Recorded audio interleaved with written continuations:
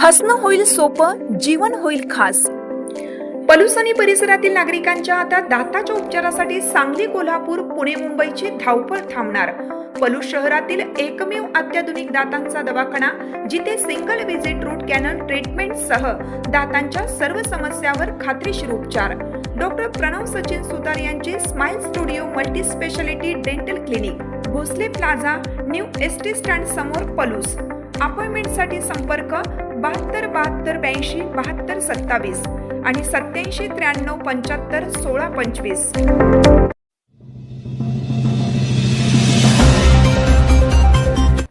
पलूस येथे 36वे ग्रामीण मराठी साहित्य संमेलन उत्साहात संपन्न।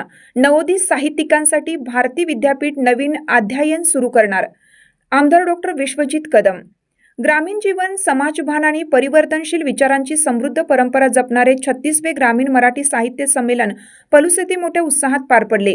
गेल्या 36 वर्षापासून अखंडपणे सुरू असलेले हे संमेलन ग्रामीण साहित्य चळवळीचे एक प्रभावी व्यासपीठ ठरले असून याद्वारे अनेक नामवंत व नवोदित साहित्यिकांना दिशा मिळत आहे। या संमेलनाचे उद्घाटन आमदार डॉक्टर विश्वजित कदम यांच्या हस्ते करण्यात आले। यावेळी बोलताना नवोदित साहित्यिकांना संधी आणि योगदान मार्गदर्शन मिळावे यासाठी भारती विद्यापीठ नवीन अध्ययन सुरू करण्याचा मानस डॉक्टर कदम यांनी व्यक्त केला। स्वामी विवेकानंद ग्रामविकास मंडळ आणि पलूस तालुका ग्रामीण मराठी साहित्य परिषद यांच्या संयुक्त विद्यमाने या संमेलनाचं आयोजन करण्यात आलं होतं। संमेलनाध्यक्षपदाची धुरा मिरज येथील ज्येष्ठ साहित्यिक नामदेव माळी यांनी सांभाळली। या प्रसंगी प्रमुख पाहुणे म्हणून विश्वनाथ गायकवाड, कवी संमेलनाध्यक्ष मनीषा पाटील आणि स्वागत अध्यक्ष तानाजी चव्हाण, कवी संमेलनाध्यक्ष आनंद हरी उपस्थित होते। तसेच जिल्हा मध्यवर्ती सहकारी बँकेचे संचालक महेंद्र लाड, नूतन नगराध्यक्षा संजीवनी पुदाले, पलूस बँकेचे चेअरमन वैभवराव पुदाले, बाळासाहेब पवार, सुहास पुदाले, प्राचार्य BN पवार यांच्यासह विविध क्षेत्रातील मान्यवरांची व्यासपीठावर उपस्थिती होती। या संमेलनाचे औचित्य साधून साहित्य आणि समाजसेवेतील योगदानाबद्दल भारती पाटील, धनाजी घोरपडे, रवी बावडेकर, सुवर्णा जगताप, अजित देशमुख, दत्ता गोसावी, विनय निकम, डॉक्टर स्मिता पाटील, भूपाळी निसळ आणि RA देसाई यांना मान्यवरांच्या हस्ते पुरस्कार प्रदान करण्यात आला। तसेच नगराध्यक्षा संजीवनी पुदाले, सुहास पुदाले, अभय पाटील, निशा पाटील व सर्व नगरसेवकांचा विशेष सत्कार करण्यात आला। कार्यक्रमाचे स्वागत प्राध्यापक संतोष काळे यांनी केलं, तर वासंती मेरू यांनी प्रास्ताविक मांडले। श्रीकांत माने यांनी सूत्रसंचालन केलं आणि उमा पुदाले यांनी उपस्थितांचे आभार मानले। हे संमेलन यशस्वी करण्यासाठी महाराष्ट्र साहित्य परिषद शाखा पलूसचे अध्यक्ष संतोष काळे, सुहास पुदाले, सतीश पवार, पांडुरंग पुदाले, मुकेश मुळे यांच्यासह स्वामी विवेकानंद ग्रामविकास मंडळाच्या कार्यकर्त्यांनी विशेष परिश्रम घेतला।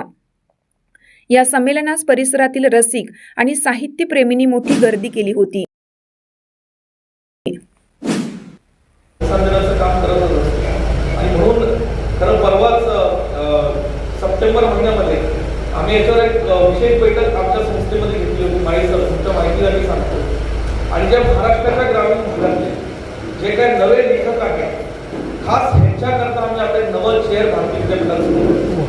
त्या चेअरच्या माध्यमातून अशी आम्ही समिती गठीत करतो। कारण आता आमचे प्राध्यापक मिलिंद जोशी सर जे भारती विद्यापीठात गेल्या अनेक वर्षांपासून आमचे प्राध्यापक म्हणून काम करतात, ते आता महाराष्ट्र साहित्य परिषदेचे सध्या विद्यमान अध्यक्ष, आणि त्यांच्या माध्यमातून आम्ही आता एक आमदार लोकांची अशी टीम केली आहे की जे असे नवे लेखक असतील, जे नवे कवी असतील, त्यांना प्रोत्साहन देण्याकरता एक मोठं अनुदान भारती विद्यापीठाच्या माध्यमातून दिलं जाईल। आणि अशा लोकांना प्रोत्साहन देण्याकरता आज या ठिकाणी महाराष्ट्रातील साहित्याची चळवळ जागृत ठेवण्याकरता आम्ही येणाऱ्या काळात पुढाकार घेऊ।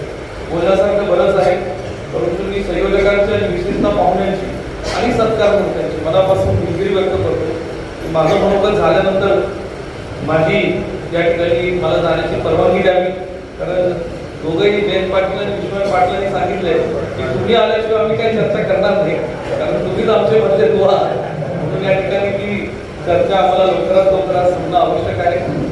काढलं होतं त्याचं, आणि विद्यार्थी 6वीत होता त्यावेळी त्याला राज्य शासनाचा पुरस्कार मिळालेला होता। मी पहिल्यांदा सांगितलं की मी आत्मस्तुतीचा दोष पत्करून हे सांगत आहे। त्यात माझा मोठेपणा सांगणं हा माझा हेतू आहे। तर केल्याने होत आहे रे, आधी केलेच पाहिजे। आपण सुरुवात करूया आणि लहान शाळेतली मुलं आहेत त्यांच्यापासून सुरुवात करू। तुम्ही काही उपक्रम केलात मॅडम, संतोषराव, तर तुमच्याबरोबर मी आहे. मी काही इथून बोललेलो असेल तरी मी वेगळा म्हणून बोललेलो नाही, तुमच्यातलाच एक आहे असं म्हणून बोललेलो आहे. त्यातले काही दोषारोप वाटणाऱ्या गोष्टी वाटल्या असतील तर ते सगळे दोष मला सुद्धा आहेत. काही उणिवा दाखवले असतील तर त्या माझ्या सुद्धा उणिवा आहेत, हे मान्य करू. आणि यापुढे तुम्ही कुठल्याही साहित्यिक कार्यक्रम असेल, काही तुम्हाला गरज वाटली, मी उपयुक्त ठरेन असं वाटलं तर मला आपण अवश्य बोलवा. मी तुम्हाला तुमच्यासाठी सदैव तयार असेल, मानधन न घेता असेल. पुस्तक चळवळ पुढे न्यायची असेल, कुणाला पुस्तकाची मदत असेल, वाचनाला पुस्तक पाहिजे असेल, मुलाला पुस्तक पाहिजे असेल, मी दर्जेदार पुस्तकं न कमवणारी नव्हे, वाचली जातात अशी पुस्तकं मी द्यायला तयार आहे. तेही